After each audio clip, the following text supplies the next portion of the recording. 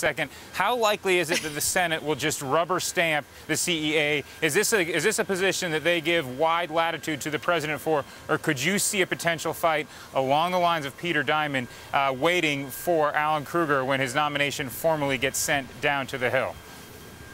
Well, I certainly think he'll get close scrutiny, and I'm sure that the Senate will take this as an opportunity to both praise and complain about the administration's policies, but I would expect him to be confirmed. He's been confirmed by the Senate before for this administration. He is an absolutely first-rate economist, and although many may disagree with his policy recommendations, he's got exactly the characteristics you'd want in a CEA chairman. He's broad. He's looked at lots of different issues in his life, although his specialty is labor markets. He's investigated the economics of terrorism. He is based on the data. He's an empirical economist. He has held positions of leadership as editor of journals, things like that.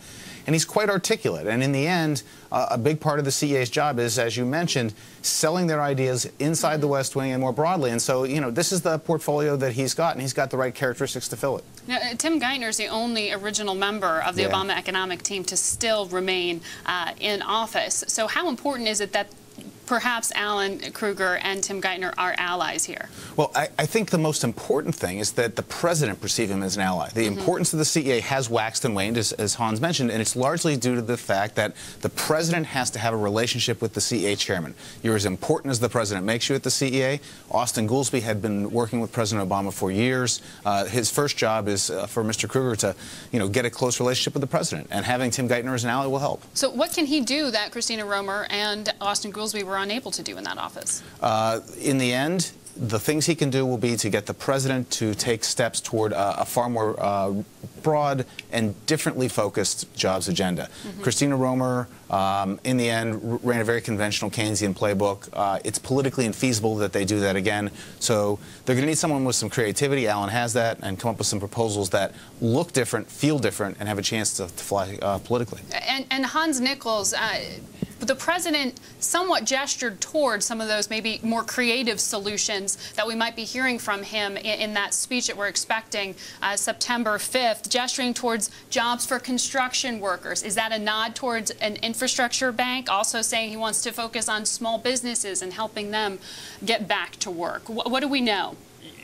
The White House has been hinting, the president, his aides are, on what's going to be in this speech, what's going to be part of this jobs package. As Doug was saying, though, the larger issue is what's politically feasible. An infrastructure bank is something they've trotted out before. The question is, how do you fund it? Well, do you take tax repatriation, the big lump sum, and dedicate it towards an infrastructure bank? Well, maybe that's an idea they're kicking around, but the White House in general, with maybe one, potentially two exceptions, they don't like the idea of tax repatriation. So the question really is going to be one of funding. And then the other question that I have is, how is his personal relationship, as Doug was saying, how is that going to work with the president? One thing that could certainly help his relationship is if he starts delivering better economic news. Remember, as the Council of Economic Advisors, the chair, every Thursday before the jobs report comes out, he's the one that briefs the president, briefs the vice president, and then it's, of course, embargoed until 8:30 in the morning. Now, there are times when Obama and Romer would have a hug. There are times that it would be less than a hug, but that's one thing he can do to gain certain currency